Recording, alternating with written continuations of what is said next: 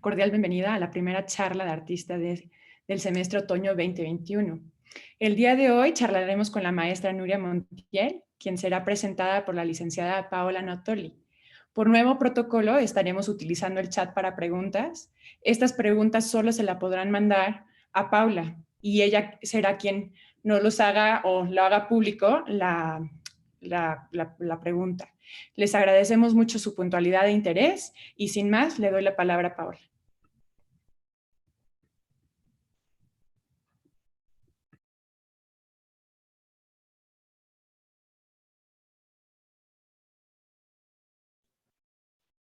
Bienvenidos a todos. Le damos la bienvenida a la maestra Nuria. Estamos muy contentos por su participación. La maestra Nuria es licenciada por parte de la Esmeralda, si no me equivoco. Pero espérenme un segundo. La UNAM. Un segundito, por favor. Sí, claro.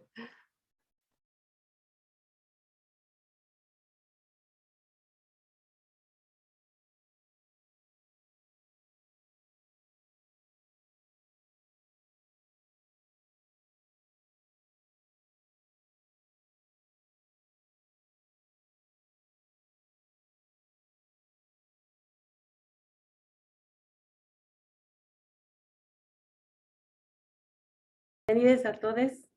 Ahí voy de nuevo, una disculpa por una falla técnica. Nuria Montiel nace en la Ciudad de México en 1982, vive y trabaja en México, obtuvo un MFA en the School of the Art Institute of Chicago, 2015-2017, y formó parte del programa de arte contemporáneo PEC-SOMA 2010-2012. Realizó la licenciatura en artes visuales de la Facultad de Artes y Diseños de la UNAM, 2002-2008, donde fue integrante del Seminario de Titulación de Medios Múltiples. Actualmente forma parte del Sistema Nacional de las Artes 2021-2024 y ha obtenido por 2 ocasiones la beca de jóvenes creadores FONCA. Su obra se ha mostrado en México, Estados Unidos, Canadá, República Dominicana, Colombia, Belice y Holanda. Su proyecto más reciente, titulado A Fuego Lento 2020, se presentó dentro de la 14ª Bienal FEMSA. Su obra se ha mostrado de forma individual en Tejido Reboot CIR 2019 en el Instituto Cultural de México en Belice. Windex Works 2015 en Hyde Park Arts Center en Chicago y Sacúdete 2013, proyecto fachada del Museo de Arte Público Siqueiros.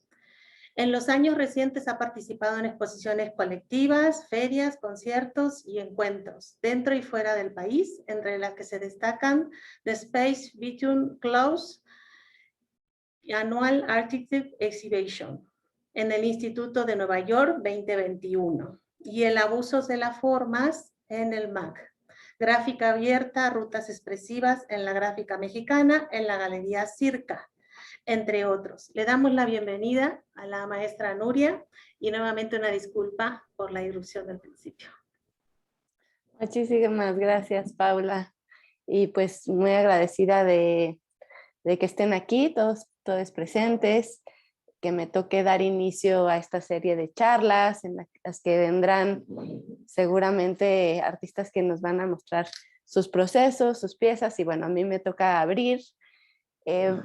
Pues prácticamente lo que les quiero compartir hoy, haré una breve como introducción con piezas importantes de mi trabajo anteriores, pero muchas de estas piezas muchos de ustedes, de mis alumnos que están por ahí, de quienes estuvieron en mi primera presentación como posible maestra en la UDLA, pues ya las conocen. Entonces se me antojó esta vez mostrarles básicamente el proceso creativo en el que me he encontrado este año.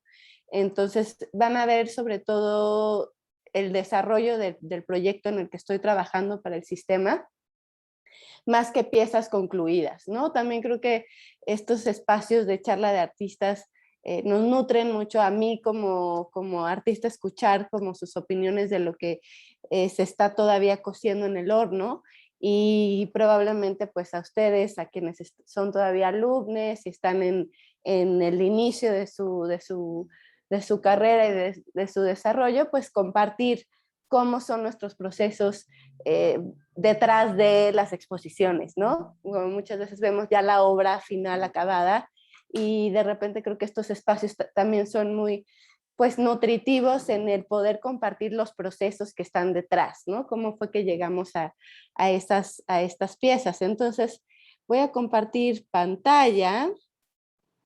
Espérenme un segundo.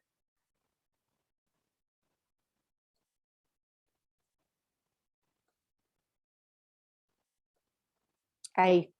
Están ya nada más, alguien dígame si está viendo mi pantalla, que es la presentación, nada más para estar. Sí la vemos. Sí, Nuri. perfecto. Como esta modalidad un poco es hablar, sentir hablar a un espejo en el que uno adivina quiénes están allá, pero no tiene certezas. Suena bien poder corroborar. Bueno, entonces, bueno, voy a empezar con la imprenta móvil, que sin duda ha sido como de los proyectos de más largo aliento dentro de mi producción artística. Básicamente duró hasta del 2010 al 2019, o sea, 9 años en las que estuve de una u otra manera empujando este carrito en distintos contextos, al principio dentro del territorio de la Ciudad de México y posteriormente en el territorio de la República Mexicana, en el país, ¿no? De norte a sur, desde la frontera con Centroamérica hasta la frontera norte con los Estados Unidos. En su inicio o en su parte más álgida, imprimiendo peticiones y demandas ciudadanas, a partir de mis dudas e interrogantes de cómo estábamos nosotros y nosotras como ciudadanos entendiendo o viviendo una realidad pues en crisis, ¿no? Si recuerdan, estábamos entrando a lo que Calderón llamaba la guerra contra el narco y cada vez los números, las cifras, las gentes desaparecidas, las personas sin justicia iban creciendo, ¿no? Las víctimas como de esta supuesta guerra contra el narco. Y pues la prensa no nos informaba muy bien lo que estaba pasando. Entonces, un poco pensando en la historia de la gráfica contestataria, de la relación del panfleto en la calle, del cartel activista, que ha jugado pues la gráfica en su historia, a mí se me antojó pues hacer este carrito que pudiera de alguna manera dar voz, no a los partidos, no a los interesados en estas disputas, económicas y territoriales, sino a los que estábamos o están en medio y que son víctimas, que tienen familiares desaparecidos, etcétera, ¿no? Entonces,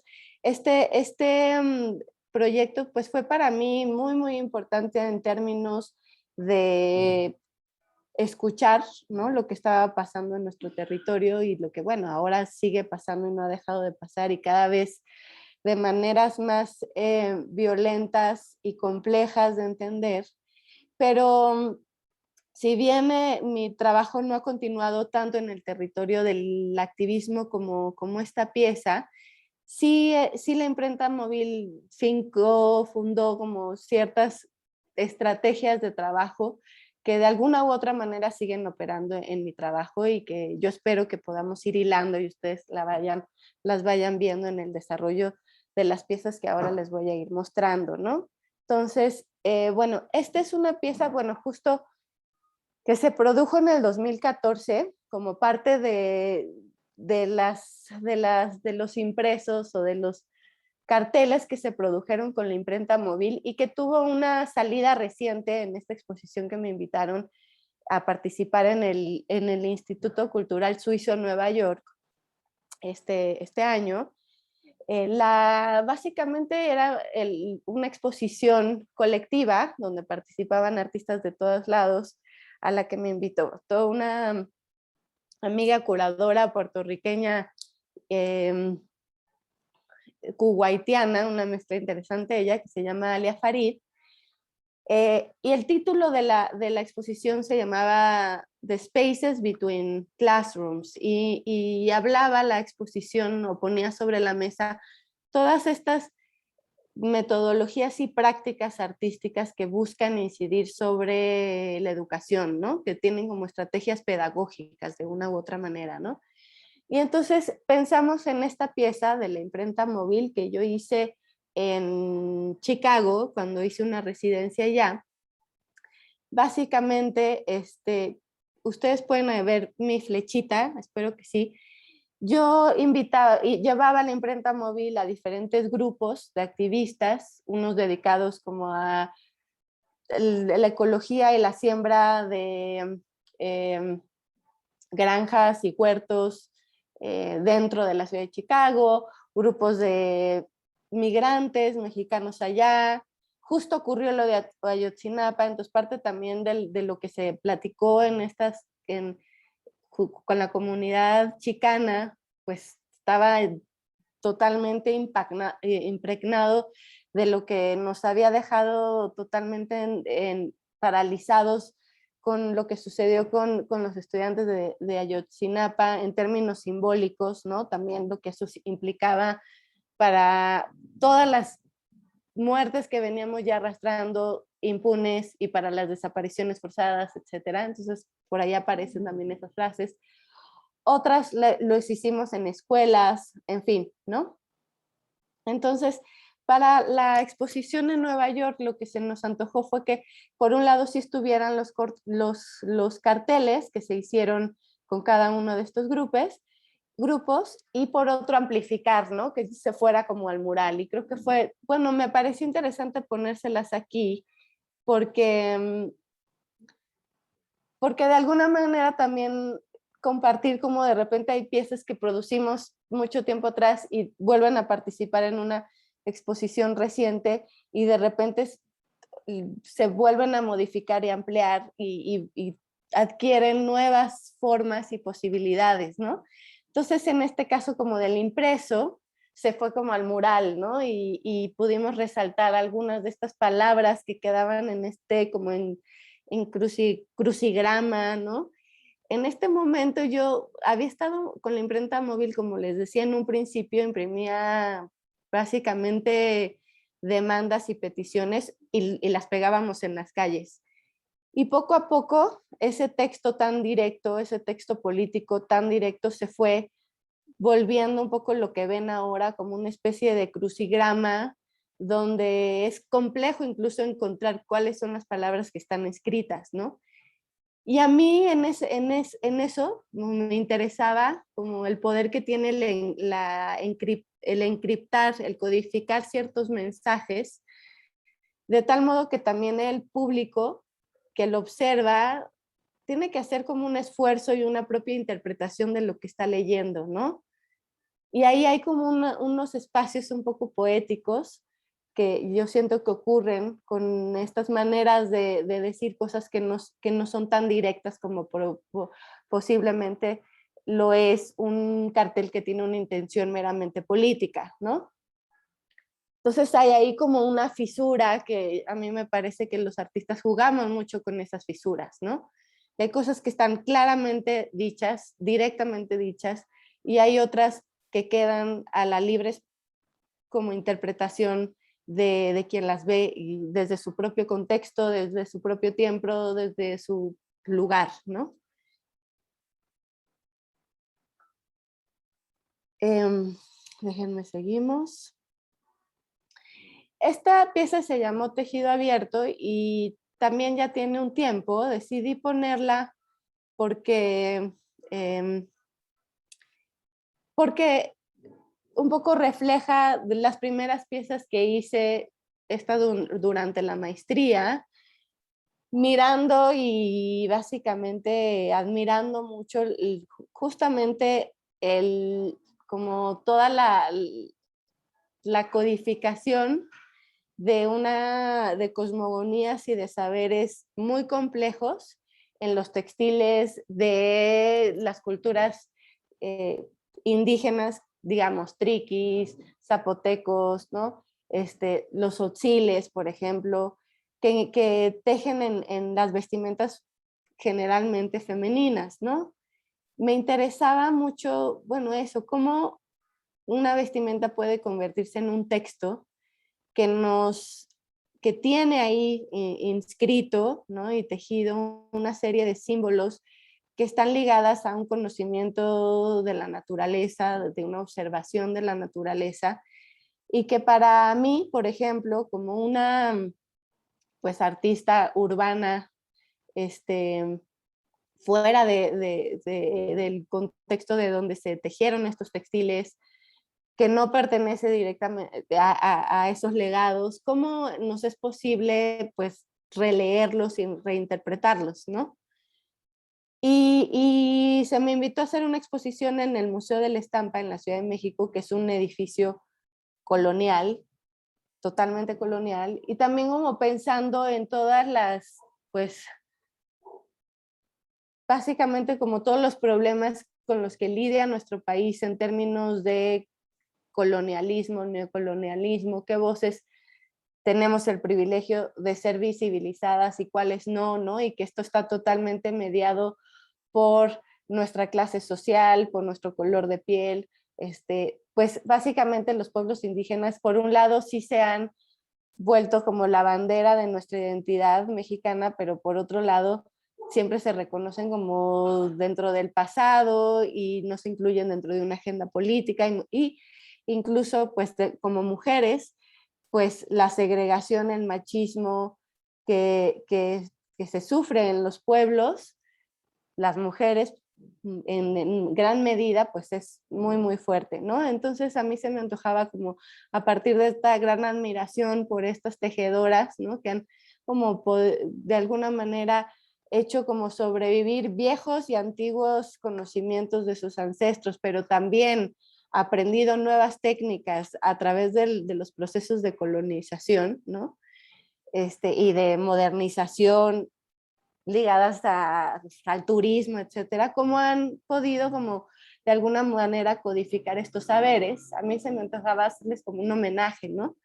Y entonces la idea fue como amplificar de alguna manera el huipil, llevarlo a una escala monumental. Entonces esta pieza pues medía la altura de este museo con una altura colonial como de unos 4 metros, 6 metros de altura por 4 de ancho fue lo que se midió.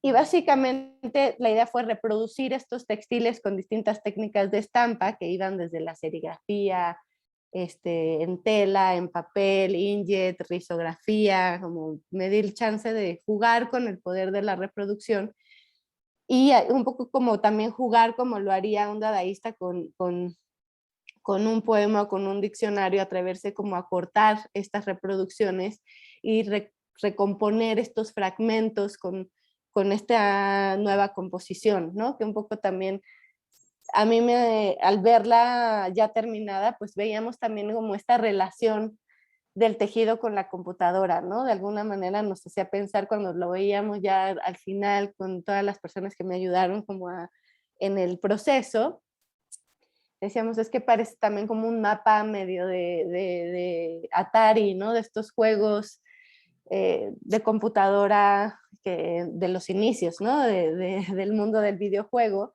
Y ahí encontrábamos un poco como yo les compartía a ellos y yo también pensaba, ¿no? En que ahí está como esa, pues finalmente la historia de la computación, la tatarabuela de la computadora es el telar, ¿no? Entonces, bueno, eso fue como interesante en ese proceso. Y esta es otra de las piezas que seguro que ya habíamos hablado de ella en otros momentos que muchos de ustedes ya conocerán, en las que continué, ¿no? Pensando y jugando con las posibilidades del textil. En este caso también la hice dentro de la maestría, como parte de la serie Repite pero cambia. Fue la segunda pieza que hice de esta serie, que se llamaba así, Repito pero cambia, en el sentido que tenía que ver cómo hay de repente elementos que se repiten y se repiten en el tiempo, ¿no? Pero que van mutando también en relación al presente, ¿no? Y aquí me interesaba mucho esta tensión entre lo que es entendido como tradicional y lo que es entendido como contemporáneo, ¿no? Y cómo finalmente ahí no es una relación binaria, sino es un juego constante en el que efectivamente vamos construyendo un conocimiento estético a partir de la repetición de ciertas técnicas, por ejemplo, manuales de cómo se hacen las cosas, o también de símbolos apropiados o reinterpretados, ¿no? Que van adquiriendo nuevas significaciones en el contexto en el que son emplazados, ¿no? Puestos, ¿no? Entonces aquí yo, por ejemplo, se ven unas piezas como de adobe en la plataforma. Esas fueron tomadas de esta tipografía que yo había estado usando durante mucho tiempo con la imprenta móvil, que vieron en la pieza de Wonder Words, de los carteles de Chicago, pero llevado a lo matérico y dejando de ser letra, ¿no? De repente esas letras Bauhaus se empezaban a convertir en símbolos, en glifos, y hacían pensar mucho como bueno, a mí me hacían pensar mucho en la relación que tienen estos diseños que conocemos como diseños propuestos por artistas Bauhaus, pero que a mí me parecían glifos que podría haber visto en Mitla, ¿no? Y un poco ahondando en por qué se veían así tan similares, ¿no? Finalmente, pues descubrí que muchos de estos artistas realmente eran admiradores, ¿no? de las culturas mesoamericanas, y que mucho de lo que hicieron en términos del lenguaje de la abstracción se vio informado y nutrido de lo que ellos aprendieron de ver textiles, túnicas, incas, zapotecas, ¿no? De ir a las pirámides. Entonces, bueno, esta pieza un poco hablaba como de esa intersección, ¿no? Y aquí un poco como continué con esos juegos, ¿no? De llevar, de repente de extraer estos pequeños símbolos que estaban tejidos en huipiles a otras escalas, ¿no? A amplificarlos a un tamaño que se deformaban, ¿no? Que una flor de repente ya no agarra la forma que tenía en el bordado, sino otra. Las semillas se volvían tan grandes que ya no parecen semillas. Alguien me decía alguna vez que parecían como nalgas y culos, ¿no? Entonces, bueno, también me interesaba eso, ¿no? ¿Qué pasa con estos símbolos que tienen quizá eso, echan raíces muy antiguas, pero que con el paso del tiempo se van deformando, van adquiriendo nuevas materialidades, ¿no? Ahora ya no están tejidas, ya son impresas, ya no miden 3 milímetros, sino 20, 30 milímetros, se vuelven de barro, etcétera, como para explorar pues estos juegos, ¿no? Y se fue volviendo un poco también un juego más formal en términos de materialidad, de color, de espacio, ¿no? Me empecé a preocupar mucho creo que siempre ha sido algo que me ha interesado mucho, es el juego del espectador con la obra, ¿no? En la imprenta móvil, pues tenía que ver con su directa participación, ¿no? Yo ponía una herramienta que era la imprenta móvil y el público básicamente era invitado a escribir con ella, ¿no? Con unos tipos móviles, ¿no? Y después hacíamos estos carteles. En este caso, pues ya no es como tan activa, ¿no? La participación del público en términos de generar un texto, pero sí me interesaba que fuera que el espectador con su cuerpo pudiera habitar este espacio, ¿no? Entonces, la idea fue generar como estas cortinas, ¿no? Que de alguna manera tenían estos símbolos que se expandían en los muros y jugaban con la arquitectura del museo, y que desde mi como intento buscaban que el espectador pues se entrara dentro de la pieza, ¿no? No la viera solo de frente, sino que pudiera irse detrás, meterse a la esquina y de alguna manera tener una experiencia sensorial del color, de las formas, de sus tamaños, de sus materialidades, a partir de la percepción corporal de su propio ser, ¿no? Entonces por ahí va esta pieza. Y esta que les muestro ahora se llama Las compañeras tienen grado. Creo que también no sé si la vieron ustedes, no sé si ya en esa charla que algunos de ustedes compartimos. Es una pieza que la hice en el 2020 cuando empezó el encierro, que estábamos todos aquí en nuestras propias casas como viendo con qué producíamos, ¿no? Que de repente había un desabasto de materiales, había, bueno, la imposibilidad de salir a comprar cosas, etcétera. Y bueno, un poco como en la revisión de los propios materiales que yo tengo en mi casa. Yo vengo de una familia de cineastas, pues mucho de lo que tengo y de lo que se ha embodegado en mi casa tiene que ver con cintas fílmicas de video, de audio, ¿no? De películas en DVD, o sea, de cine finalmente en sus diferentes versiones, ¿no? Y dentro de esas diferentes cintas, pues hay varias de VHS que se han ido pues empolvando, malguardando, pero que al final también me genera mucho, se me dificulta deshacerme de ellas, tengo un apego de no tirarlas, ¿no? Porque siento que contienen un material que simbólicamente es importante para mi historia, ¿no? Y que tiene que ver con mi relación con el cine a través de mi familia, ¿no? Entonces, una de ellas es esta cinta, Las compañeras tienen grado, Mujeres zapatistas, que es un documental que ahorita está en línea y se puede ver en Vimeo, que básicamente fue, yo creo que el primer documental que filmaron María Inés Roque y Lupita Miranda, quienes eran estudiantes del CCC en los 90s, y que cuando comenzó el movimiento zapatista se lanzaron para allá para grabar lo que estaba sucediendo y hicieron esta pieza que es básicamente entrevistas a ellas, ¿no? A las comandantas, ¿no? A las guerrilleras, a las zapatistas mujeres, ¿no? Y bueno, la cinta, después si uno lee, bueno, ¿cuánto tiempo perdura una cinta? Es bien difícil, una cinta de video tiene como una vida de 20 años, preservada en un museo en las mejores condiciones, ¿no? Es una cinta muy, muy frágil en la que lo que contiene se borra muy rápidamente y de repente pues ya no tienes la información ahí adentro, ¿no? Entonces yo decía, bueno, ¿qué pasa con esto, no? ¿Qué pasa con esto que ya su información está deteriorada, denigrada, que ya está el tiempo nos la ha ido robando, pero que sigue de alguna manera simbólicamente ahí para mí, ¿no?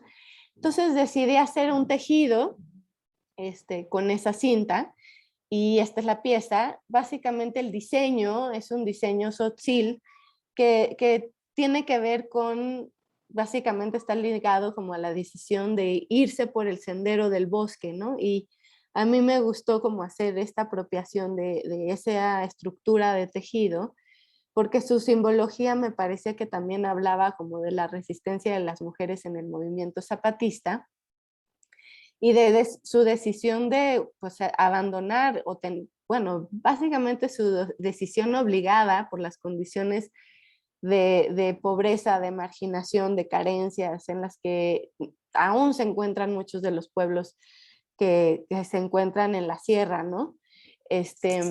Y que en el documental ellas hablan pues de cómo el tener que irse al movimiento, ¿no? El unirse al ejército zapatista, pues la separó de sus roles de género, ¿no? De sus roles de género como mujeres en las que básicamente si no estuvieran en las filas, en la lucha, pues estarían destinadas a tener hijos, a cuidar de la casa, etcétera, ¿no? Entonces, de alguna manera ellas hablan en el documental de cómo también implicó una liberación de género el poder ellas decidir si quieren ser madres o no ser madres y dónde quieren estar paradas, ¿no? También. Y me parece que en términos actuales las mujeres zapatistas son un ejemplo, ¿no? De lucha feminista, no feminista sabemos que hay muchos feminismos, ¿no? Entonces, no desde los feminismos blancos o más occidentales, sino desde las voces de otras resistencias de cuerpos de mujeres, y ellas han sido importantísimas en México, ¿no? Entonces, bueno, esta pieza es esa, y este año tuve la oportunidad de mostrarla en Cherán, donde estuve trabajando justo para la Bienal de FEMSA, y Rosa Guaroco, que es una de las artistas. Dame un segundo, perdón, un segundito.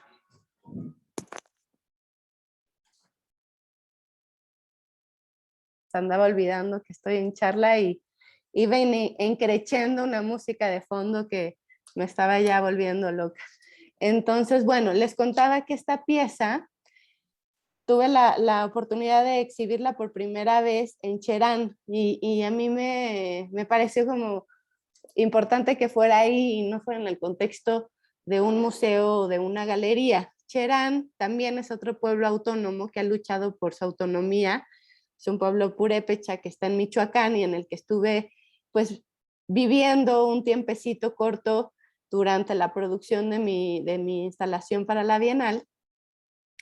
Y pues me encantó que Rosa Guaroco, quien forma parte del colectivo cheraní de artistas, quien es curadora, escritora, gestora cultural, ella armó esta exposición que se llamó El Cuerpo como Territorio, donde invitó a distintas mujeres artistas, ¿no? Entonces, bueno, por un lado me pareció como bien simbólico para mí que esta pieza fuera exhibida en un territorio que también ha pasado por una lucha de autonomía en la que las mujeres también han jugado un papel muy, muy importante en ese proceso, ¿no? Y que no fuera en el contexto de un museo en la Ciudad de México o de una galería, ¿no? En un formato más comercial, ¿no? La pieza pues es bien compleja de retratar porque se vuelve un poco como un espejo negro, como un espejo de obsidiana, entonces todo se refleja ahí en ella, ¿no? Y aquí fue el lugar, como también me gustó mucho que no fuera un espacio cerrado, esto fue un poco obligado por la pandemia, que pues el lugar, ¿no? El centro cultural de ahí de Cherán, donde se iba a exhibir, pues estaba cerrado y se volvió bodega y se volvió otras mil cosas. Entonces, bueno, la opción que encontró Rosa de no frenar la exposición es que las piezas pudieran estar montadas en el espacio público, ¿no? Entonces fue así como se montó y bueno, a mí me pareció como muy padre eso. Esta pieza también, bueno, ya la habíamos visto, pero la quise poner porque sí fue importante para mí en términos de lo que estoy haciendo ahora, ¿no? Un poco lo que van a ver ahora es donde me quedé aquí y a lo que pude seguir, ¿no? En este año. El proyecto se llamó A Fuego Lento y básicamente yo como lo entendí al final o como lo entiendo ahora, es como una especie de mapa, ¿no? Donde hay una serie de objetos que lo que van trazando es una relación de colaboraciones que entablé con artistas y artesanes de la meseta purépecha, ¿no? Y en la que me interesa sobre todo como, por un lado, como artista, aprender de los procesos y de las prácticas artesanales y tradicionales, ¿no? Que tienen como esos legados y formas de hacer bien distintas a las del arte contemporáneo urbano, pongámoslo así. Y por otro, ¿qué pasa como con estas tensiones entre objetos que pueden tener un fin utilitario y no, ¿no? Están como en esa intersección entre lo que tiene una utilidad y una función, ¿no? Que sería entendido como un objeto de diseño, y lo que se vuelve inútil y que entonces pone un pie en el territorio del arte, ¿no? Entonces, los objetos un poco como que intentaban jugar con eso, ¿no? Rebozos que de repente son tan grandes que pues ya no son vestimentas, sino que se vuelven estos pendones, que se vuelven como partituras en las que uno puede estampar, ¿no? Estas ollas perforadas que pues dejan de ser recipientes donde se pueden guardar granos o se puede guardar agua, como son las cocuchas, estas oscuras negras que ven allí, que están como con hoyos y se vuelven posibles instrumentos musicales percutivos ¿no? Si se les suena, o los marimboles, ¿no?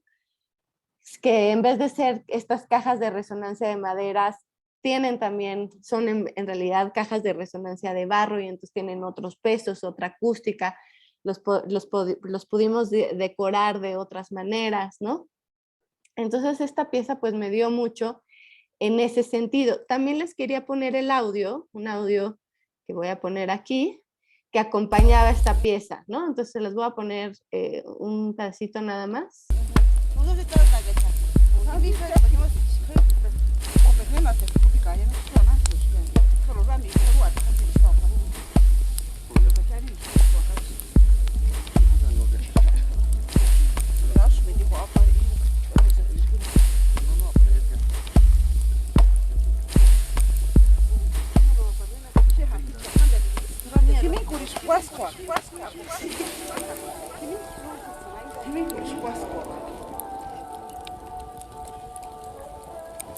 Es que esto es bien peligroso.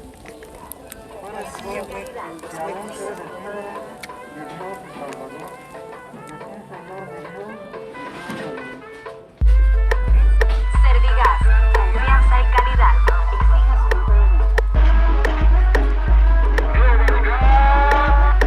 Calidad y prestigio.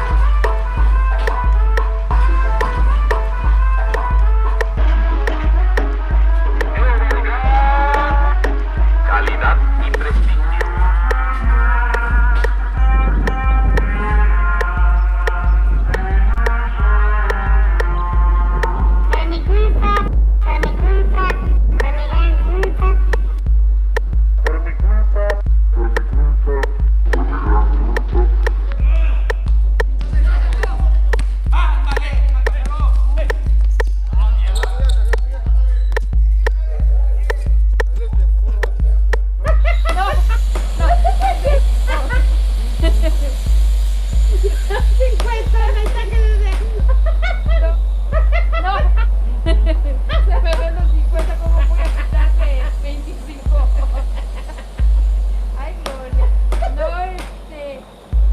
Cuando yo empecé a ver tenía como que unos 16 años y mi mamá aquí trabajaba y todavía siguió trabajando un tiempo.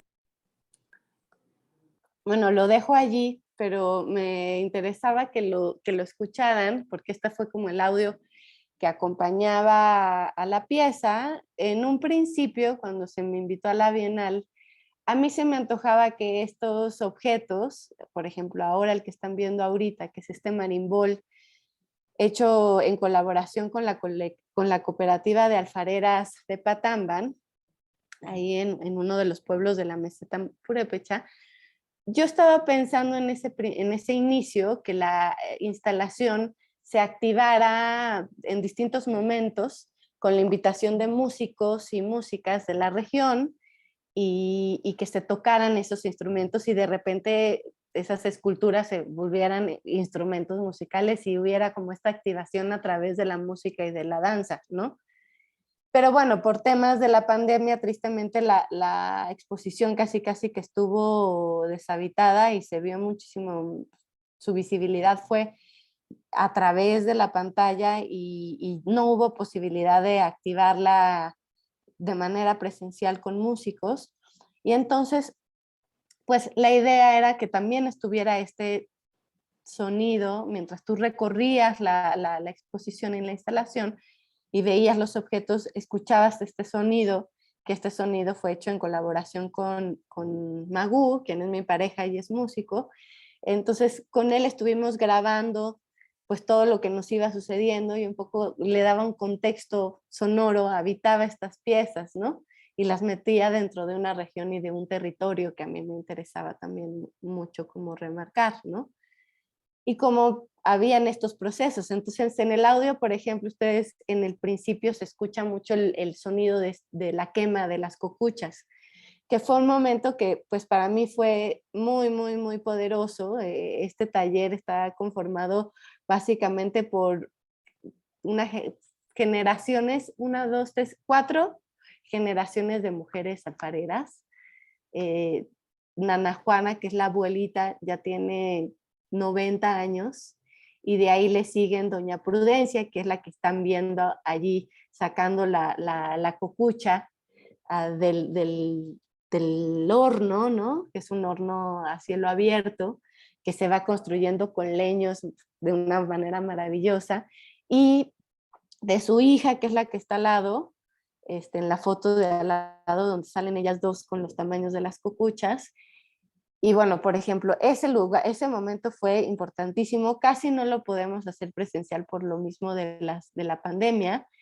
La quema iba a ser allí en Cocucho, que es el pueblo donde hacen estas vasijas. De manera tradicional van completamente cerradas, porque las usaban para básicamente guardar diferentes tipos de granos, etcétera. Y con el tiempo pues se han vuelto más un ornamento, ¿no? Que habita muchas de las casas tradicionales purépechas, ¿no? Y ellas son muy famosas porque pues son de los talleres que Nana Juana fue de las primeras que le empezó a dar visibilidad a este tipo de trabajo, y básicamente el proceso de cómo hacerlas pues estuvo totalmente mediado por el WhatsApp, ¿no? Yo les mandaba dibujos, básicamente los perforados tienen que ver con la estructura interna de la guitarra. A mí me interesa que estas cocuchas puedan tocarse como una percusión, entonces tienen estas teclas, ¿no? Esta especie de teclas que amplificadas podrán sonar de distintas maneras, pero no nos habíamos visto, por ejemplo, y fue hasta que se hizo la quema y me dijeron ya se puede venir, nos pusimos los cubrebocas ahí a cielo abierto, y un poco como ese proceso está grabado en el sonido, ¿no? En el sonido, en los vapores, en sus conversaciones, que son todas en purépecha, que eso también era muy padre, ¿no? En no poder acceder de alguna manera a este conocimiento que les pertenece y es de ellas, ¿no? Entonces en esta pieza, pues para mí eran muy importantes esos cruces, ¿no? Lo que uno puede traer de fuera y refresca el trabajo del artista o de la artesana o del artesano, y lo que a uno como artista también nutren estos conocimientos de una región y de un contexto muy distintos, ¿no? Al mío en particular. Los telares de cintura fueron hechos en Aranza, y ellos fueron los dos tejedores, y ella es doña Gloria, con quien yo he mantenido una estrecha relación, ¿no? Ahora seguimos colaborando, todavía no me manda las piezas, pero básicamente estamos haciendo otros tejidos con tintes naturales, entonces pues eso también ha sido como bien importante para mí, ¿no? Lo que empezó en la Bienal, que un poco se vio atravesado y limitado por el proceso de la pandemia, cómo ha podido tener cierta continuidad, ¿no? Ahora que seguimos en pandemia y seguimos un poco aislados y confinados, pero ya no de la misma manera, ¿no? Entonces, bueno, aquí les quería un poco mostrar los procesos de producción, que les digo son muy, muy importantes para mí, lo que pasa en el taller, ¿no? Las conversaciones, pues también como la complicidad que se va generando entre creadores, ¿no? Y de distintas disciplinas. Y bueno, creo que esta pieza sí ya es totalmente, mucho más reciente y nadie la había visto, espero. Fue la que hice y con la que empezó mi proyecto del FONCA, que básicamente el proyecto del FONCA me parece que se divide en tres partes. La primera, cada año va una parte, ¿no? En la que me encuentro ahora, el título es Masa Madre, ¿no? Que curiosamente, y quizá yo lo estaba invocando sin saberlo, se ha visto también totalmente influenciado y ha sido paralelo a mi proceso de maternidad, ¿no?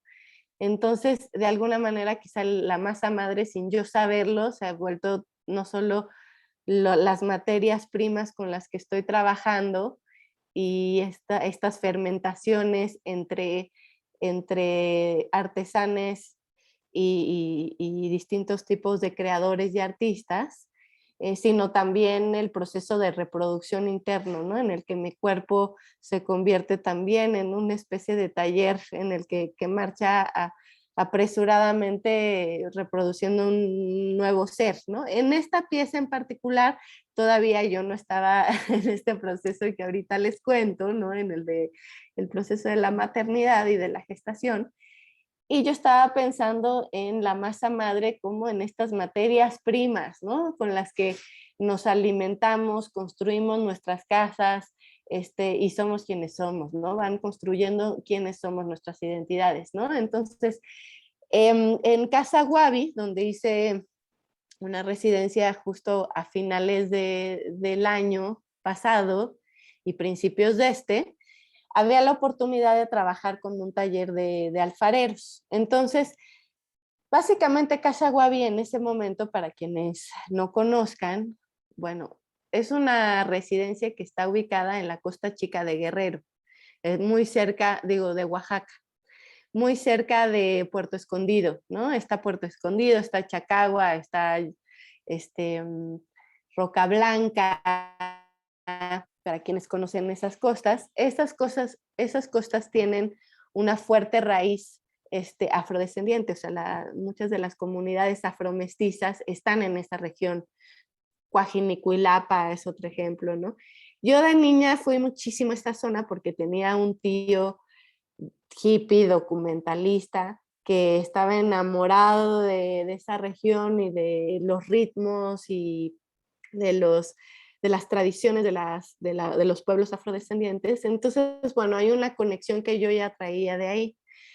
Casa Guavi funcionaba como antes de la pandemia, como una residencia que invitaba artistas a proponer talleres comunitarios en intercambio de vivir en esta residencia construida a puerta de bando, que es un arquitecto japonés muy famoso que construyó la residencia y bueno, tiene como distintos espacios muy locos, ¿no?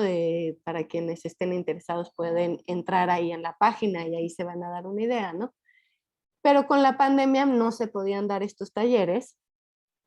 Entonces, pues nos invitaron lo que se propuso es que hiciéramos intervenciones en las escuelas de la región. Entonces a nosotros nos tocó, bueno, se nos invitó y los familiares, pues los niños no estaban acudiendo a las escuelas, entonces pues los familiares también les pareció atractiva la oferta de la Fundación Guavi de que pues se pintaran murales, se hicieran distintas esculturas para que cuando los niños regresen a clases, pues se encuentren su escuela de alguna manera con arte, con algo nuevo que les pueda de alguna manera incentivar, ¿no?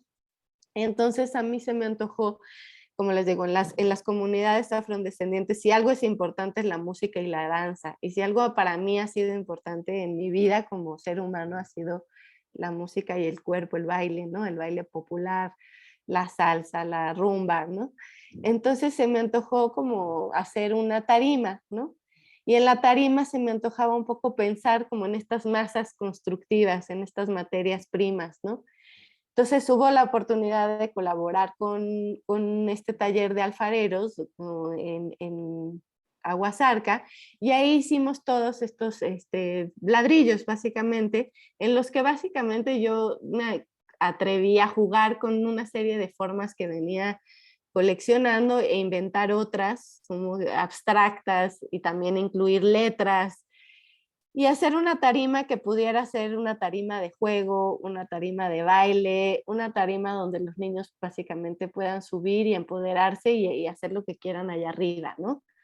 Desde clases al aire libre hasta mirar el partido de fútbol porque está justo enfrente de la cancha de fútbol, en fin. Y en esta tarima había diferentes como les digo, aquí pueden ver las formas, ¿no? Que hay unas que están hechas de madera, otras están hechas de adobe y cemento. La decisión de usar esos materiales constructivos tenían que ver también con la región, ¿no?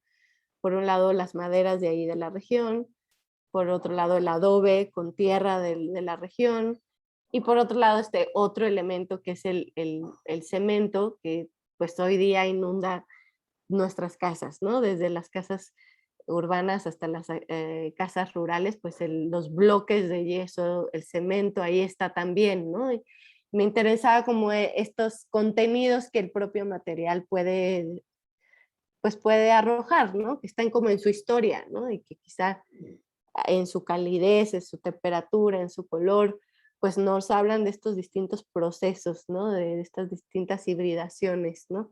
Culturales, de conocimientos constructivos, ¿no? Y, y bueno, así quedó. La verdad, con ustedes puedo ser muy honesta, a mí me parece que en este momento funcionaba mucho mejor que en este.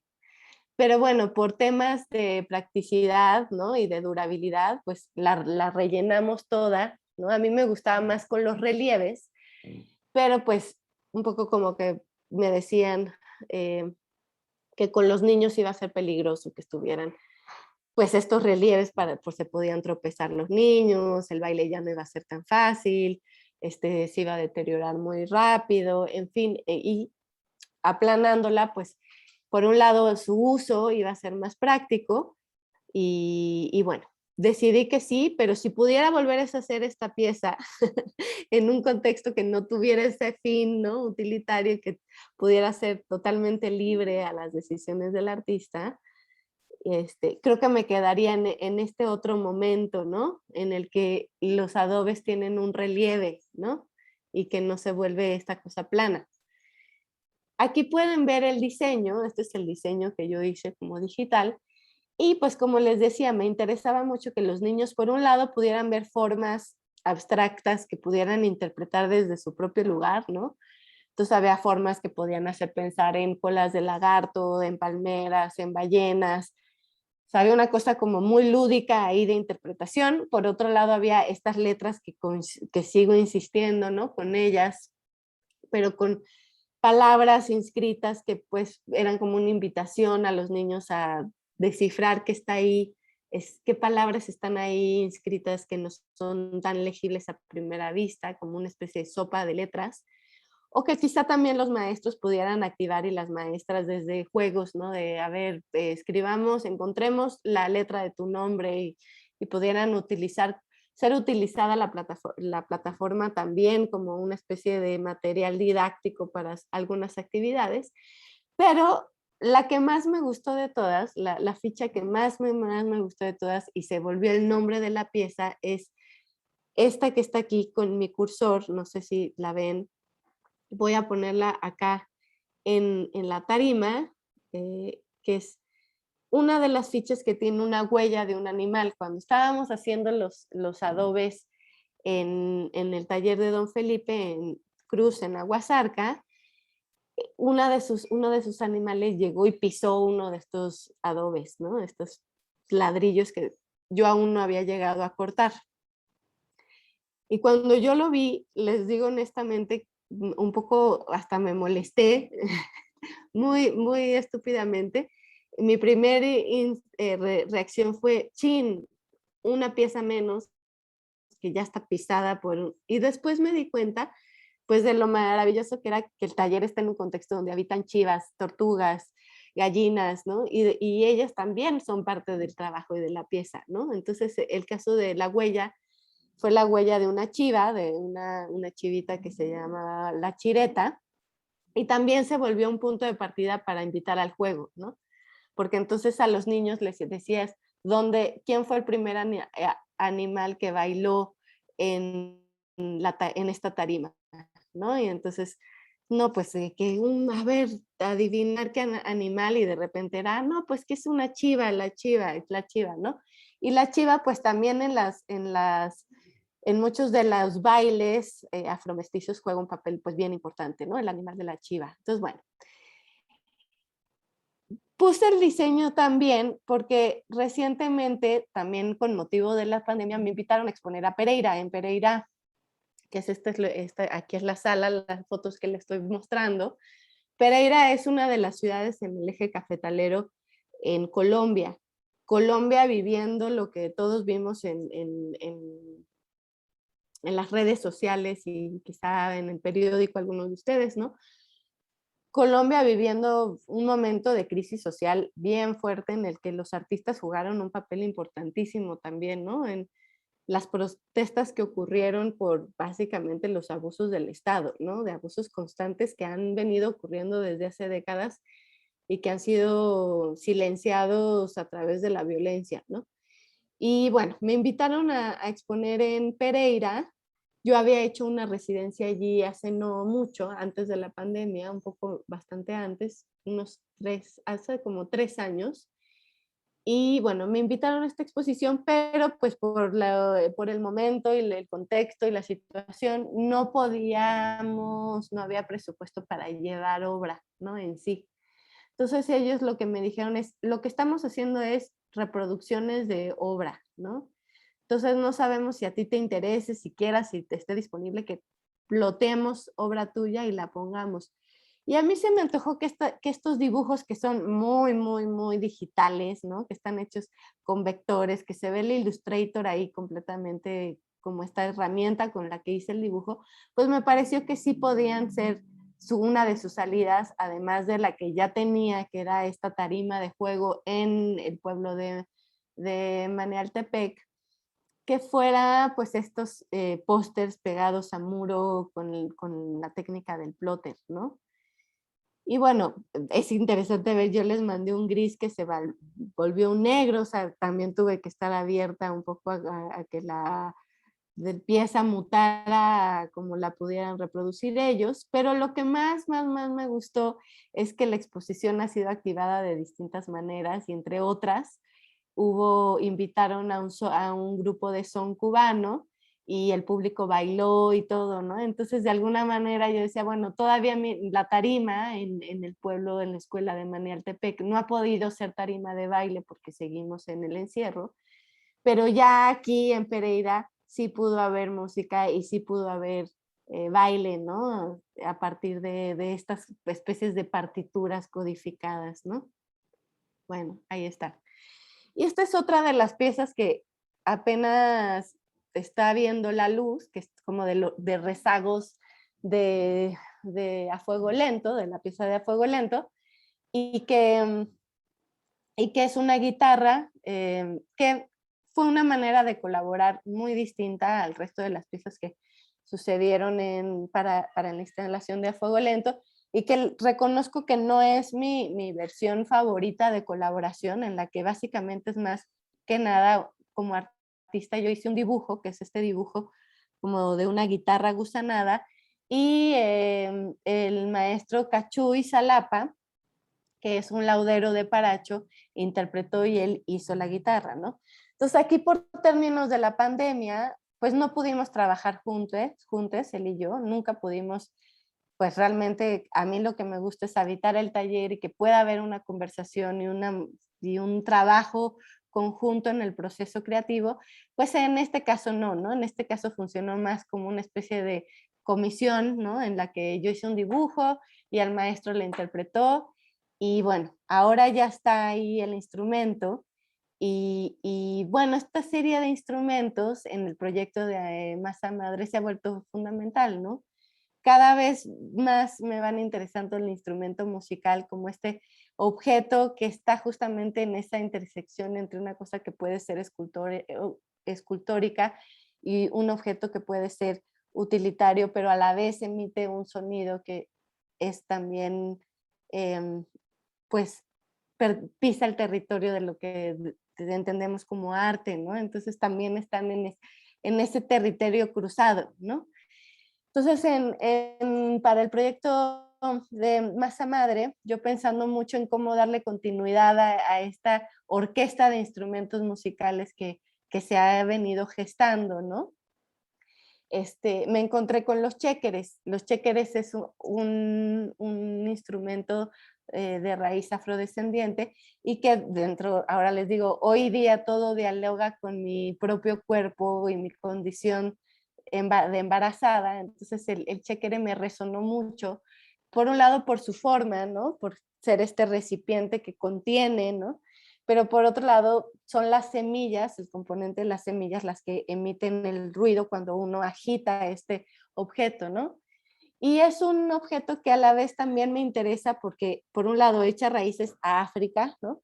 Pero que sigue vivo a partir de las diásporas que llegaron a las Antillas, ¿no? A todas las islas caribeñas, y que sigue muy, muy presente en la música bueno, por un lado yoruba y que tiene connotaciones religiosas, pero también en los ritmos de salsa, ¿no? Incluso en las cumbias, en los merengues, ¿no? En todos los ritmos latinos, mestizos, pues ahí están los chéqueres, ¿no? Entonces, bueno, allí en Venezuela tuve chance de trabajar con Richard Parada, quien se dedica a hacer chéqueres, y entonces me enseñó un poco cómo a tejer los chéqueres, etcétera. Entonces pensando, bueno, ¿cómo puedo llevar esto a otra materialidad, a otro color de sonido, a que se vuelva de repente escultórico, por frágil ya quizá no lo puedas tocar, entonces se vuelven... Entonces he estado jugando a hacerlos en barro. Y entonces, bueno, he estado trabajando, y aquí es donde van a haber más piezas procesuales, más que piezas concluidas. Estas son unos, bueno, futuros chéqueres, todavía estamos en el momento de la creación de estos chéqueres. Y pues en el proceso ha sido también muy padre como la forma del guaje, ¿no? Que el guaje tiene una tradición pues bien extensa en el mundo de las artesanías en México. Y hay guajes hechos con guajes naturales, pintados, intervenidos con chaquiras, en fin.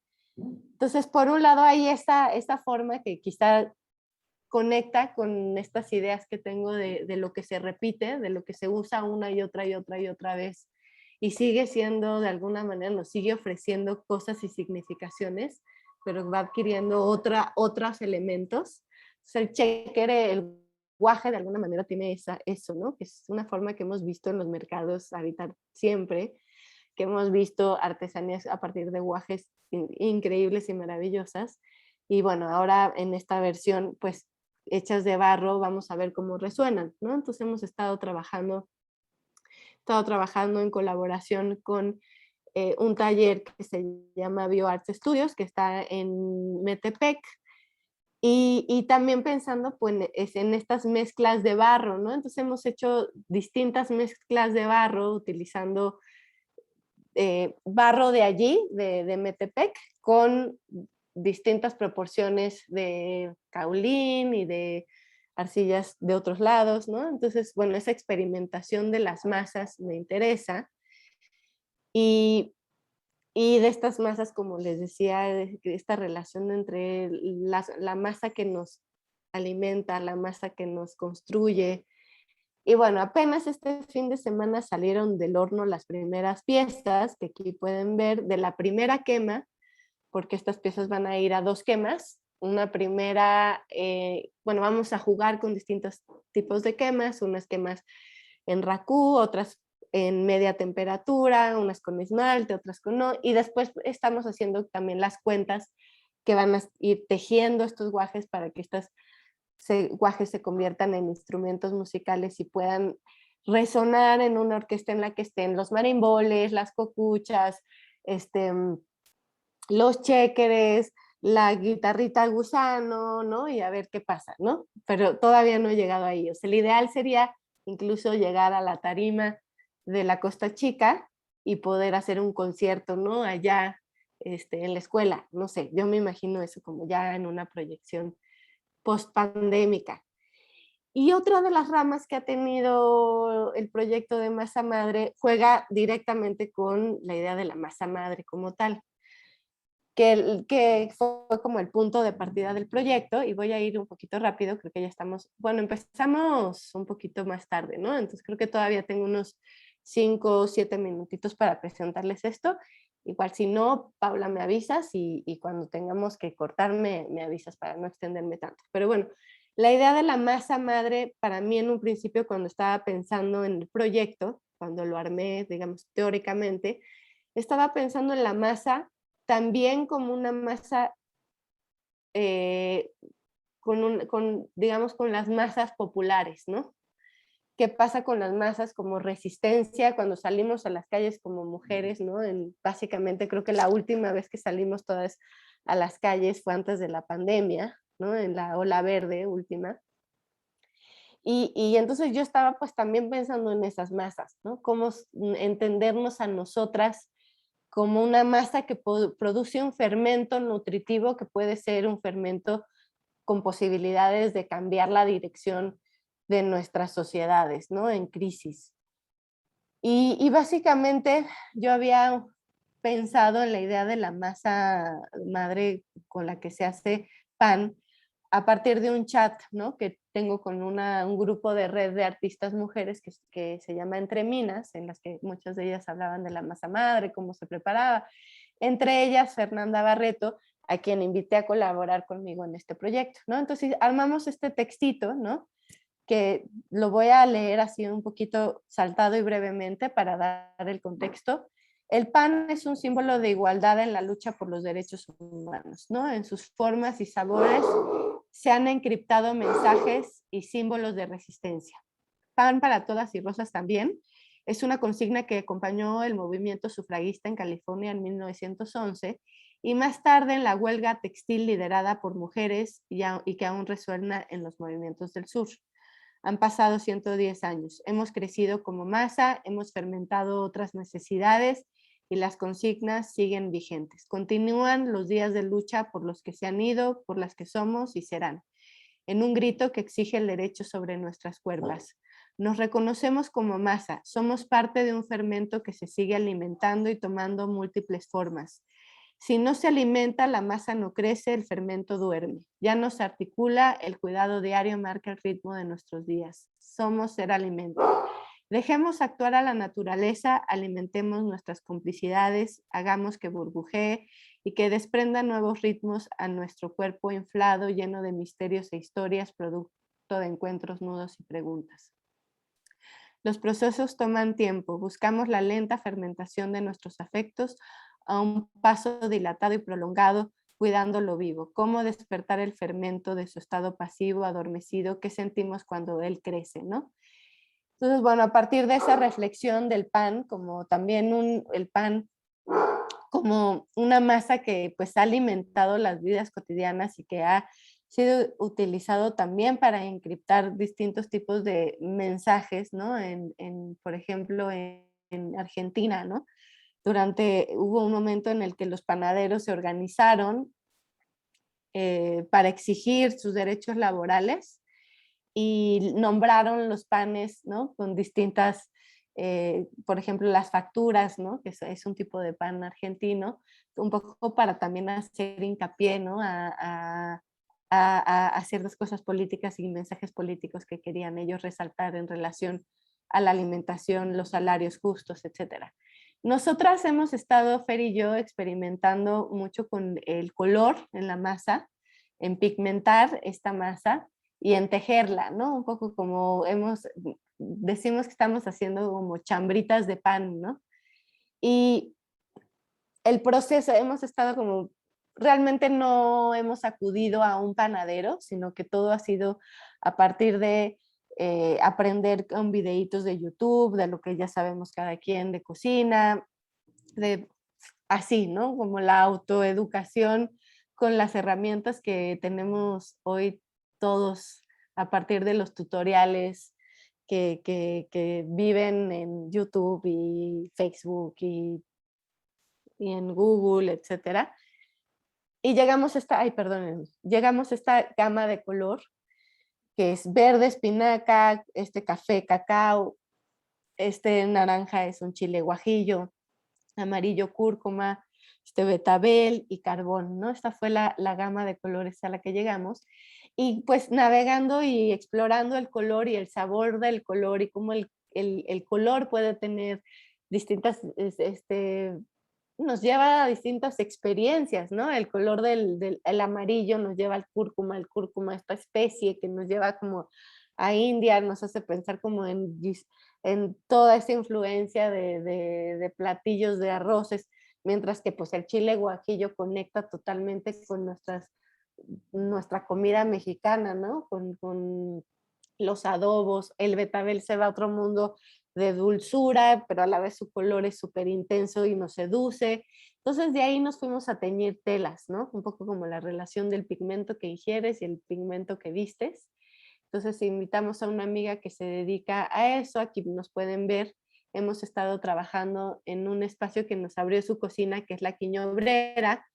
La Quiñonera ha sido un espacio, pues, en la Ciudad de México, un espacio independiente en la que la casa de unos artistas se ha abierto de distintas maneras para hacer talleres y espacios de exhibición y de experimentación por muy distintas generaciones, y que ahora está aliada con los que eran La Obrera y se llama La Quiñobrera, y tienen esta cocina colonial, ¿no? Esta así inmensa donde hemos podido preparar todas nuestras pócimas. Entonces ahí hemos estado experimentando y aprendiendo a cómo teñir las telas y cómo teñir las masas, ¿no? Y las telas llegaron a esto, ¿no? Que un poco nos interesaba. El simbolito tiene que ver con pasar de mano en mano esta masa y cómo esta masa puede ir generando mensajes colectivos, un poco como la imprenta móvil. Entonces, llegamos finalmente a este resultado, que es un paquete que contiene, por un lado, nuestras chambiritas de pan, por un lado estos distintos textos, entre ellos el que les leí. Tiene una isca, una bomba de masa madre que quien recibe el paquete puede activar, y la idea es que quien recibe este paquete, que contiene también este hilo, se come el pan, vive esta experiencia de los colores, que pues algunos saben más ricos que otros, ¿no? No es exactamente, ay, la delicia más delicatessen, hay unos que sí, hay otros que saben más raro, entre lo salado, lo dulce que es, cómo se ve, parecen lombrices tejidas, en fin. Y la idea es que quien recibe este pan borda una palabra en el pañuelo nos lo devuelven, y el pañuelo sigue su vida, ¿no? Conteniendo otros panes y yendo a otros lugares donde otras personas van a comer y van a poder, a partir de esa experiencia, generar una idea, ¿no? Entonces, pues tiene que ver mucho con la idea del qué hacemos los artistas cuando el museo está cerrado, ¿no? Cuando nos vemos obligados a generar otras actividades, por un lado, que se producen en un espacio doméstico que tiene que ver con la cocina, ¿no? Que tiene que ver con el mercado, que cambia un poco sitúa los materiales con los que trabajamos y los espacios en los que producimos a un territorio más doméstico. Y por otro lado, al no poder, al estar nuestros espacios culturales cerrados, ¿cómo puede un poco el arte habitar de nuestros espacios privados, ¿no? Llegar ahí al espacio privado y detonar otras cosas? Entonces, estos primeros intentos, ¿no? Y exploraciones con esta pieza las hemos hecho con esta red de mujeres Entre Minas, porque pues son nuestras cómplices y no son nuestras aliadas, y con ellas pues probamos mucho de lo que queremos después continuar haciendo, ¿no? Entonces hemos hecho estas primeras entregas. Pues ahorita llevamos 1, 2, 3, 4 por tanda y vamos como 20 entregas. Todavía no recogemos los pañuelos, entonces eso todavía no se los puedo mostrar, pero la idea es que nos los van a devolver en unos 15 días, y ahora en el Museo Carrillo Gil, que está semiabierto, y vamos a estar participando en el tercer piso en una exposición curada por Mauricio Marcín, que se llama Tiempo Compartido, y que es básicamente, el piso está funcionando como taller para albergar a distintas colectivas. Ahí vamos a volver a activar los panes y los pañuelos, pero esta vez con un público pues más amplio, si la pandemia nos lo permite. Hasta aquí me voy a quedar. Me encantaría poder escuchar la voz de quienes están allá atrás, y si no es su voz, al menos las preguntas que tengan a través de Paula, que me las haga llegar. Y bueno, ahí estamos. Muchas gracias, Nuria. Tenemos 2 comentarios, te los voy a compartir. El comentario pregunta. Espérame un segundito, ahí voy.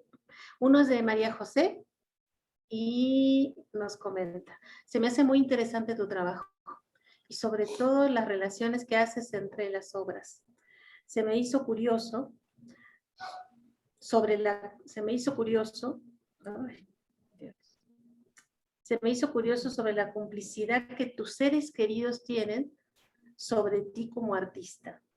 Mi pregunta es, ¿cómo decides qué obra, objeto, hacer a partir de tus intereses?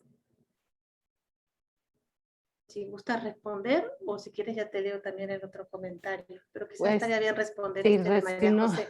Sí. Gracias, María José. Qué lindo volver a, de alguna manera, escuchar tu voz a partir de la voz de Paula. Pues yo creo que hay cosas que uno empieza a imaginar, ¿no? A partir de lo que vas ya haciendo, mientras estás terminando una pieza, esa pieza te va llevando a nuevas preguntas, a nuevas necesidades que van un poco como encauzando el rumbo, ¿no? Pero hay otras cosas que también van surgiendo mucho sobre la colaboración misma, ¿no?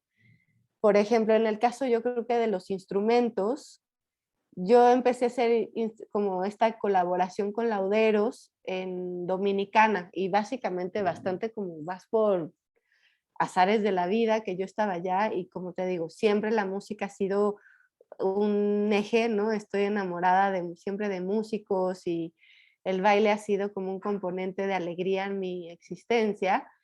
Y sin duda, pues Dominicana, el merengue es crucial allá, ¿no? Entonces ahí en ese contexto fue la primera vez que tuve la oportunidad de poder hacer unas güiras, ¿no? Con unos músicos que sean güiras, que son estos instrumentos que están como perforados y uno se tocan como rasgando la superficie, ¿no? Los güiros, seguramente sí los han visto con limitas.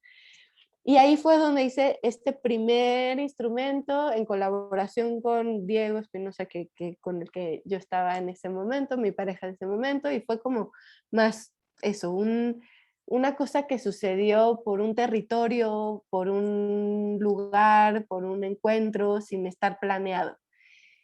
Y yo creo que algo de ahí se quedó súper importante, que ha continuado su avance de una manera que ahora es totalmente visible en las últimas piezas, ¿no? En las que pues ha interesado mucho, como les decía, este lugar en el que habita el instrumento musical, en el que por un lado puede ser escultura, por otro lado puede ser un instrumento musical funcional, ¿no? Emite un sonido, se puede explorar como la sonoridad y sus mutaciones a partir de la materialidad.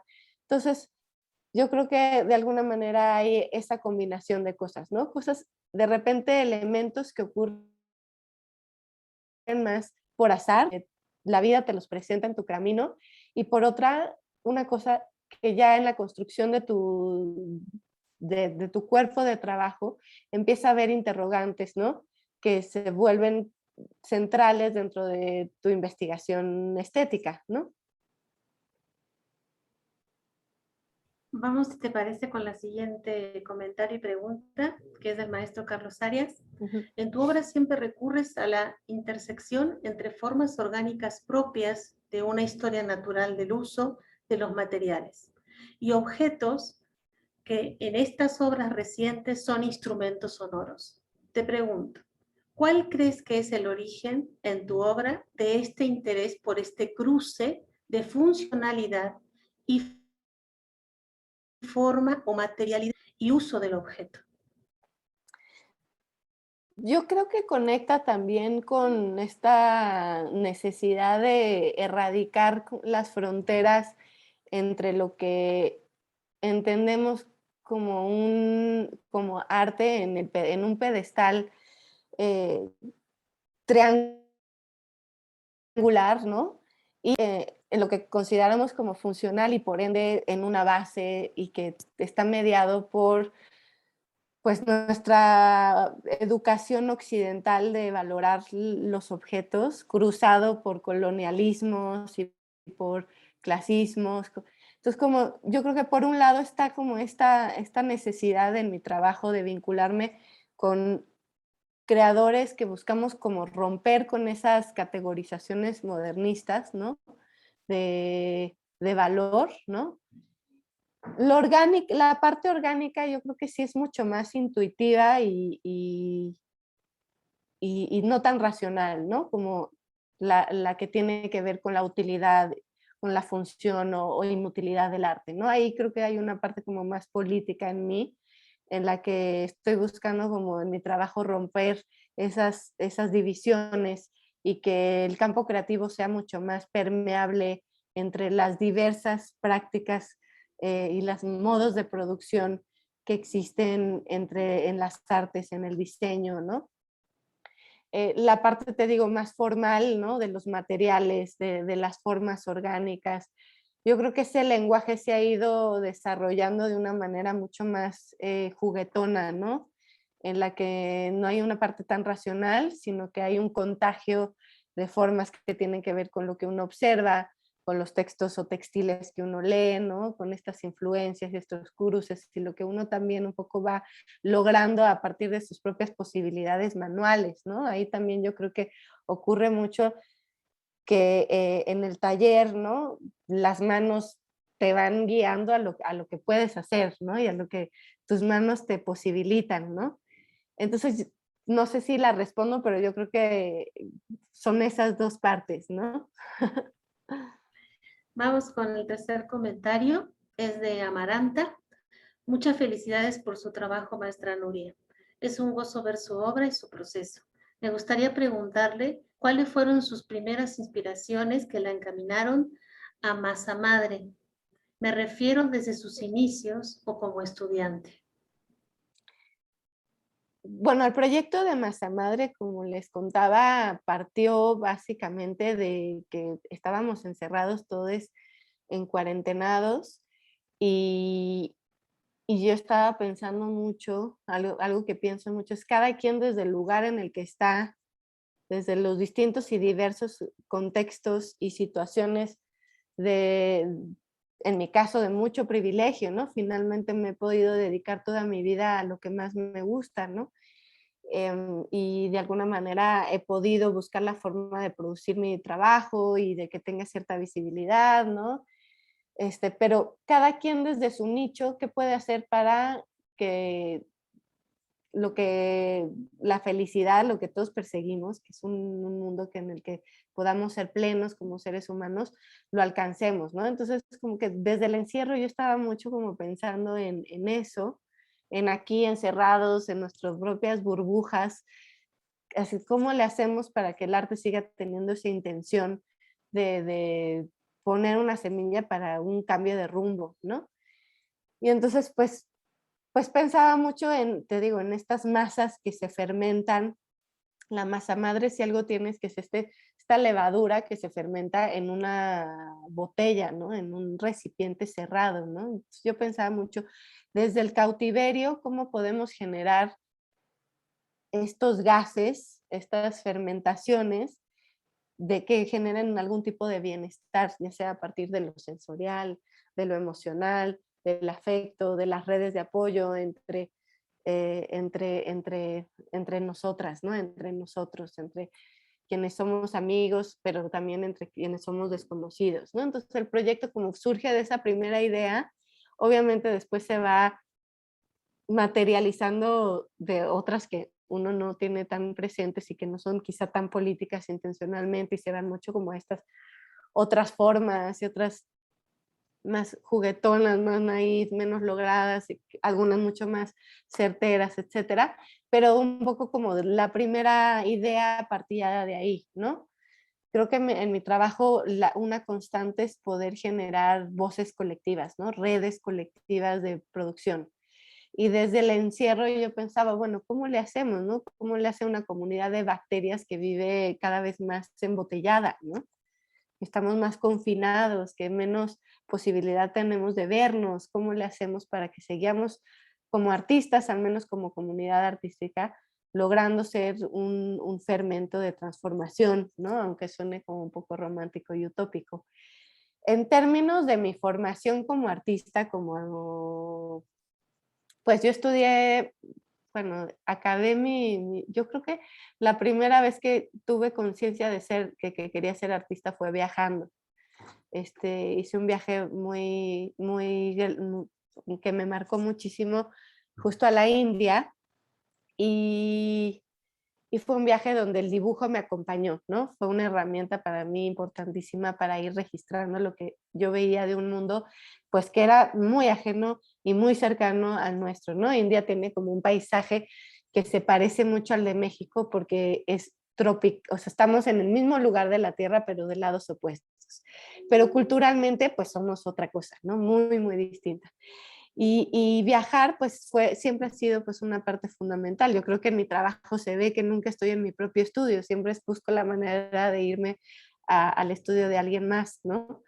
Entonces ahí, en ese viaje fue que yo dije, bueno, o sea, me gusta viajar, pero no como turista, ¿no? Sino como realmente desde el lugar de un artista, ¿no? Que es bien diferente. Logras como otro tipo de perspectivas, otro tipo de conexiones, de relaciones con la gente.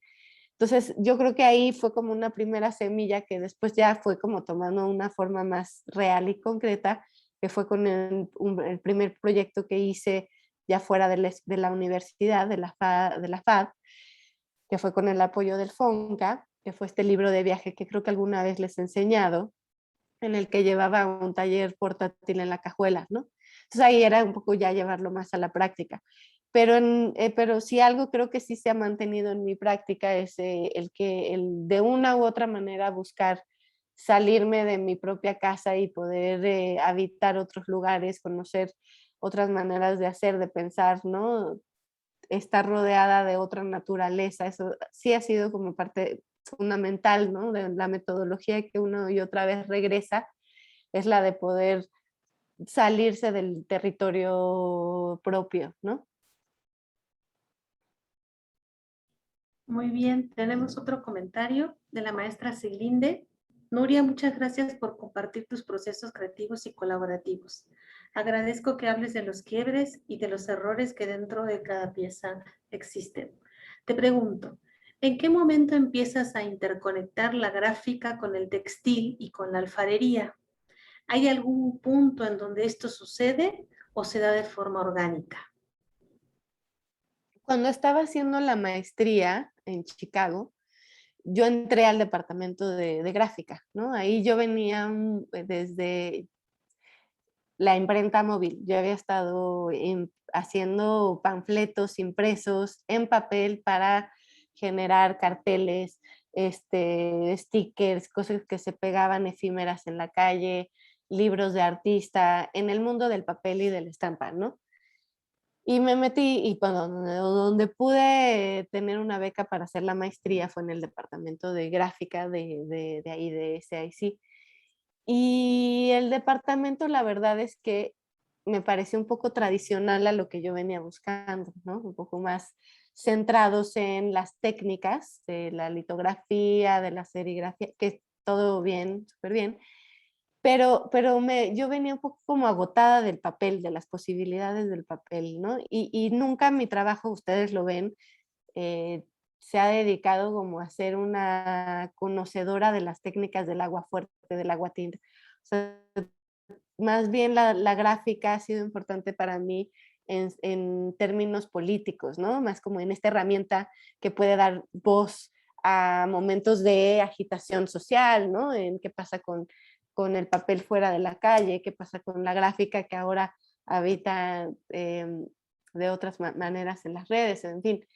Entonces, el departamento de gráfica ahí como que no logré como encontrarme tan a gusto con lo que yo estaba trabajando y en cambio descubrí el departamento de Fiber Arts, que es de textiles, que además tenía así las profesoras, era es un departamento conformado pues principalmente por mujeres y por identidades queer, ¿no? Y en cambio el de gráfica sí era muy, muy, muy predominantemente masculino, ¿no? Entonces también ahí como que mi feminismo interno se encontró mucho más cercano a lo que veníamos leyendo en términos de textos teóricos, en términos de todo lo que está detrás, ¿no? En el departamento de Fibers que en el departamento de gráfica, ¿no? Ahí me sentí pues eso, políticamente en un territorio más cercano a los textiles que al papel, ¿no? En ese contexto, o sea, solamente estoy hablando obviamente de mi experiencia dentro de la maestría. Y por otro lado, pues también me hizo visibilizar pues las carencias, ¿no? De una educación en México, donde el bordado, el telar de cintura, todo lo que tiene que ver con técnicas textiles, pues a mí no se me enseñó, en la FAD no formó parte de mis materias, ¿no? Y que pues meditando un poco con otras artistas estamos convencidas que tiene que ver con, por un lado, porque son prácticas que se han ligado a lo femenino o a los pueblos indígenas y entonces se han relegado como a las técnicas artesanales, ¿no? Y te lo enseñan si estudias diseño textil o si estás en el, ¿no? Entonces ahí también pues hubo pues un descubrimiento de todo un legado de muchísimos artistas que vienen trabajando escultura, con textiles, que vienen trabajando pintura con bordado, como Carlos, ¿no? Por ejemplo, yo creo que para ustedes pues realmente es una suerte que ya no hereden como estas divisiones, ¿no? Y que realmente tengan posibilidad de entender que pues tenemos todo un material, ¿no? Increíble de color y de textura y de forma y de cualidades sensoriales, históricas, que tienen también toda una carga, ¿no? Simbólica súper importante que está en los textiles, ¿no? Entonces yo creo que eso pues para mí fue un parteaguas, ¿no? Y entonces poco a poco yo creo que, te digo, primero hubo como una renuncia del papel como tal, y luego pues finalmente pues la gráfica sigue siendo el dibujo para mí, sigue siendo este elemento que sigue siendo muy importante, ¿no?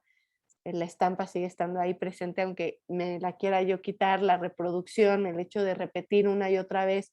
Entonces yo creo que en mi trabajo la gráfica está como nodo, más desde como los modos de operar, ¿no? En el hecho, por ejemplo, en los panes, ¿no? Ahora, en el que hay una acción que es producir este regalo, que se repite una y otra vez y va generando pues conexiones entre distintas personas a las que les llega este objeto que devoran, digieren, ¿no? Entonces algo sigue habiendo de gráfica, pero más ahí que desde la estampa sobre materiales y técnicas tradicionales. Y yo tengo una pregunta y después les queremos invitar a quien gusta levantar la mano para ver si podemos abrir micrófonos. Estaría muy bien. Mi pregunta es, ¿cuán importante hoy es o cómo en realidad visualizas o se hace latente el concepto de reciprocidad cuando trabajas con comunidades? Pues yo creo que es algo que sí cuesta trabajo irlo consolidando, o sea, como una amistad. Yo creo que es como el cariño que uno entabla y la complicidad y la relación y confianza que uno va construyendo con sus amigues, ¿no? Que es algo que toma años, ¿no? Al principio uno se abre algunas cosas y das algunas cosas. No acá, yo creo que no es el intercambio capitalista de te doy para recibir en términos de transacción monetaria, ¿no? Yo creo que por ahí no cruza y que eso es lo interesante, ¿no? En cómo poder generar intercambios y relaciones que no estén mediadas por las transacciones capitalistas que pues se nos han enseñado y que finalmente tampoco podemos escapar de todo a ellas, ¿no? Siempre va a ser importante para nosotros que nuestro trabajo sea remunerado de manera justa, por ejemplo. Entonces, bueno, por un lado yo creo que está el generar a largo aliento una relación de trabajo, ¿no? Entonces, por ejemplo, ahorita con las piezas que se hicieron para la pieza de a fuego lento, pues ahí hay unas relaciones con el laudero que sí fueron más mediadas de una transacción, de una colaboración que no logró del todo cuajar, mientras que, por ejemplo, en el caso de los textiles, con la cooperativa de Turícuaro, que casi no vimos piezas acabadas de ahí, la relación ha seguido y de manera muy estrecha, más también desde la amistad, ¿no? Y entonces ahí pues sí empiezan a haber otro tipo de intercambios, ¿no? O sea, por ejemplo, ellas tiñen con unas plantas que hay allá, pero ahora yo he aprendido a teñir con otras acá, entonces pues ahora que vaya pues les voy a llevar también para que experimenten con estas otras. Entonces ahí pues empieza uno a intercambiar, o por ejemplo pues ahora estoy embarazada, entonces ellas pues también me hablan para preguntar cómo estoy, cómo voy, cómo... Entonces empiezan a ocurrir pues otro tipo de diálogos, ¿no? Que sí van por un lado desde las formas de hacer y que también van desde las formas de existir ¿no? Entonces, para mí, pues el intento es eso, ¿no? Poder consolidar relaciones de afecto que se puedan ver reflejadas también en la obra, ¿no? Y que no sean nada más de una ida, sino que puedan ser de ida y vuelta. En términos, pues, monetarios es también procurar siempre buscar remunerar, pagar lo justo, ¿no? Y también que en los créditos de las obras, pues siempre también estén las menciones de quienes colaboraron y de qué manera, ¿no? Pero bueno, esa es como el planteamiento. Yo creo que también hay otras cosas que cambiar que quizá yo no estoy viendo todavía, ¿no? Pero sí mucho va desde, pues, ser realmente coherente, ¿no? Con las formas de trabajo, ¿no? Muchas gracias, Nuria. Ujú. Si alguien gusta levantar la manito, podemos abrir el micrófono para que no sea solo la voz de Nuria y la mía resonando en el fondo gris.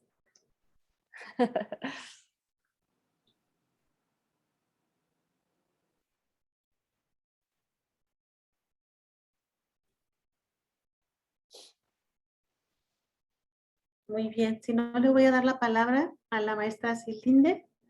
Muchísimas gracias, maestra Nuria, por la presentación, Gracias a ustedes. por las contestaciones tan ricas. Gracias.